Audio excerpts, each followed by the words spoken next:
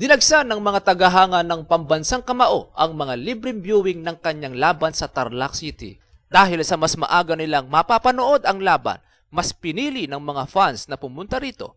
Ultimo sa sasakyan ay may mga nanonood. Actually, talaga pinlano namin ng barangay council para mabigyan ng kasiyahan ng ating mga kabarangay. Talagang nagpursige kami para maganap dito sa barangay Matatlay. Kauna-unahan na laban ni Pacquiao na magkakaroon dito ng wide screen. Sinamantala naman ng mga tindera ang pagkakataon upang kumita sa dami ng mga manonood. Ang iba naman, tulad ng 88 taong si Mang Lano, ay tuwang-tuwa bilang masugid na tagahanga. Subalit, imbis na Pacman, ay Batman ang kanyang idolo.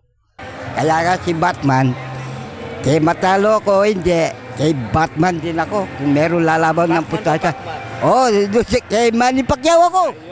Yun, ang ibig ko sabihin sa iyo, padre. Manalo ako, kay Manny Pacquiao ako. Kung meron lalaban, kahit na tigisan ka, tigasan libo, kay Manny Pacquiao ako.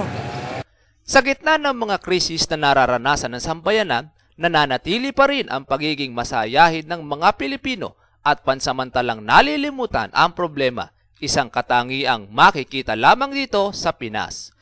Berhilyo Bunag para sa Hataw Balita ng UNTV News Worldwide. Berhilyo Bunag para sa UNTV News Worldwide at ito ang balita.